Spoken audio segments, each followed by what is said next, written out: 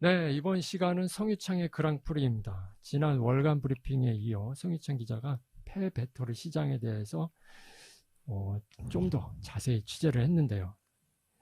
폐배터리 시장에 대해서 좀 더 깊은 이야기를 나눠보도록 하겠습니다. 혹시 질문 있으신 분은 질문창에 올려주시고요. 자, 송 기자. 2025년 이후 폐배터리가 기하급수적으로 쏟아져 나올 것으로 보이는데 폐배터리 시장 전망은 어떻습니까? 네, 한국교통연구원에 따르면 전기차 사용후 배터리 세계 시장 규모는 2030년 6조 원, 그리고 2040년에는 66조 원까지 불어날 것으로 전망이 되고 있습니다. 이게 용량으로 따지면 1849기가와트시인데요. 1회 충전 시 500km 이상 주행할 수 있는 전기차 2300만 대가량의 규모입니다. 2023년 말에는 글로벌 전기차 판매량이 1450만 대를 넘어설 것으로 보이고 있는데요. 이게 전기차 대수 증가가 폐배터리 시장의 기본적인 성장 기반이고 탄소 중립과 순환 경제의 중요성이 강조되고 있어서 시장 성장은 더욱 가속화될 것으로 보입니다. 네, 그리고 중국의 CATL은 배터리 재활용 기술을 가지고 있는 기업을 인수하고 재활용 설비가 포함된 인프라 건설에 6조 원을 투입했다고 전해지고 있는데요. 네, 관련 사업에 대한 관심이 그만큼 커지고 있다는 것을 확인할 수 있는 대표적인 예시로 꼽힙니다. 네. 폐배터리 사업은 크게 재활용과 재사용으로 나뉘는데 둘의 차이가 뭔가요? 네, 먼저 재활용부터 말씀을 드리면, 네, 재활용은 배터리를 파쇄해서 양극, 음극, 전해질, 분리막으로 분해하고 니켈 같은 핵심 광물을 추출해낸 다음에 새로운 배터리를 만드는 것을 재활용이라고 부르고 있고요. 네. 이제 재사용은 출력이 떨어져서 자동차 용도로는 이제 더 이상 쓸 수 없는 그런 배터리지만 다른 용도로 사용할 수 있다고 결론이 나면 이를 전기저장 장치 같은 용도로 다시 사용하는 것을 재사용이라고 합니다. 네, 재사용은 특히 소비자 측면에서 품질, 비용 효과와 더불어 국가적 측면에서도 에너지 그리고 자원 절약과 탄소 배출 저감이 가능해서 주목을 받고 있는데요. 네, 배터리 사용 후 재사용은 제품의 자원 생산성, 경제적, 사회적 효과가 재활용보다 더 높고 비용을 70% 이상 절감할 수 있다고 전해지고 있습니다. 네, 배터리 재사용도 많은 장점들이 있다는 이야기인데요. 근데 재사용을 업으로 하는 기업들 입장에서는 애로사항도 많다고 들었습니다.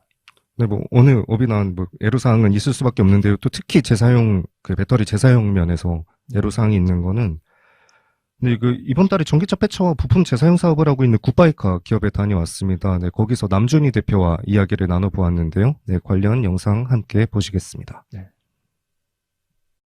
우리나라의 모든 제도는 신제품을 개발하고 만들고 유통하고 거기 다 초점이 맞춰져 있지 않습니까? 그러니까 이걸 회수해서 그걸 다시 특히 재사용은 이제 제조의 영역인데 가치 사슬이라는 밸류체인 관점에 보면 굉장히 깁니다. 전기자동차를 회수를 해서 배터리를 분리하고 평가하고 선별한 배터리 가지고 다시 뭘 만들고 거기에서 아직은 규모가 안 되니까 신품 배터리 쓰는 것보다 비용이 더 많이 들어요. 일단 제조원가 더 많이 들고 두 번째로는 판매하는데 고객들이 중고 쓰니까 아무래도 부정적인 인식을 갖고 계시니까 그걸 또 설득을 해야 되고 그리고 관련된 제조들이 늘 뭘 하지 말라는 게 되게 많습니다. 하지 말라는 거. 그걸 하게끔 만드는 과정이 시간이 많이 걸리고 지금도 저희가 또 새로운 과제로 연료전지 스택 가지고 발전기 만들려고 하니까 고압가스 안전법하고 무슨 법이 다 안 되는 거죠. 그러면 이제 저같이 작은 회사가 제도를 변화시켜야 되는데 물건 만들어 팔기도 힘들어 죽는데 이거 제도까지 하려니까 힘이 들긴 한데 그래도 해야죠. 예, 필요합니다. 이거 되게 가치 있습니다. 네, 영상에서 확인하실 수 있듯이 재사용 관련 제도와 소비자의 인식 등이 개선되어야 할 것으로 보입니다. 네, 기술도 기술이지만 배터리를 재사용하는 데 들어가는 비용 자체가 비싸다는 점도 있고요. 완성차 기업마다 다른 배터리를 쓰고 이에 대한 자세한 정보를 알 수 없다는 것도 중요한 문제로 꼽힙니다. 네, 폐배터리 안정성도 시장 성장의 걸림돌이 되기도 하는데요. 네, 폐배터리는 폭발물로 분류가 됩니다. 그래서 선박에 선적을 할 수가 없고, 네, 재사용한 제품도 마찬가지로 선박에 선적이 되지 않습니다. 네, 이렇게 수출이 되지 않는다는 점이 큰 약점이기 때문에 대기업들과 그런 보조금의 방향성이 재활용에 조금 더 초점이 맞춰져 있다고 볼 수 있습니다. 네, 재사용에 들어가는 비용이 만만치 않고 또 해외 수출하는데도 뭐 선적이 되지 않을 만큼 뭐 불이익도 있고 또 해결해야 될 사항이 많은 것으로 보입니다. 그럼에도 폐 배터리를 재사용해야 할 이유가 있나요? 2023년 말에 글로벌 전기차 판매량이 1,450만 대를 넘어설 거라고 아까 말씀드리지 않았습니까? 이게 단순 무게로 따지면 2030년 기준으로 24만 톤이거든요.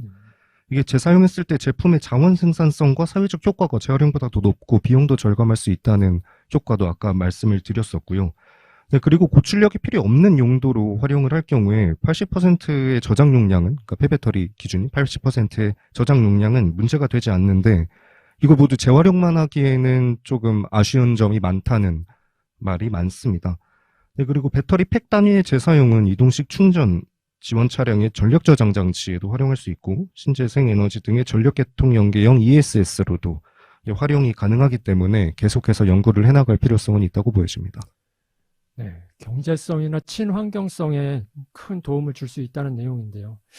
재사용 사업이 활성화되기 위해서는 뭐 좀 더 노력해야 될 부분이 어디에 있을까요? 일단 제일 우선시 돼야 될 것이라고 생각되는 부분은 일단 배터리를 설계하기 전에 재활용이나 재사용성을 먼저 고려를 해서 설계를 해야 될 것 같고요. 그 다음에 전에 남준희 대표도 얘기를 했던 그런 뭐 제도 개선이나 소비자 인식 등도 개선이 되어야 될 것으로 보입니다. 소비자 인식은 사실 이렇게 전기차부터 내려오는 거거든요. 이게 전기차 화재로 인한 뭐 인명 피해, 뭐 사망 사고나 그런 화재 사고가 계속 이어지고 있으니까 이게 배터리 자체에 대한 위험성의 우려를 좀 표하는 시민들이 그래도 아직 많거든요. 이게 근데 남준희 대표와의 인터뷰에서 알 수 있었듯이 이게 배터리에 대한 검사가 이게 철저하게 이루어지고 있고 또 전기차를 구동할 때보다 훨씬 적게 출력을 하기 때문에 뭐 전혀 문제가 없다고 생각이 됩니다. 이제 결론을 말씀드리면 전기차 보급은 계속해서 증가할 것이고 이에 따른 사용 후 배터리도 시장도 그다음에 성장을 계속 따라갈 텐데요. 배터리 공급망에 대한 고민도 깊어질 것으로 보이는 만큼 경제성과 친환경성에 큰 장점을 가지고 있는 재활용 그리고 재사용 산업이 발전할 것으로 보입니다. 네, 세계를 주름잡는 배터리 기업을 보유한 우리나라인 만큼 폐배터리 재사용은 또 재활용도 우리나라가 휘어잡기를 바랍니다. 성 기자 수고했습니다.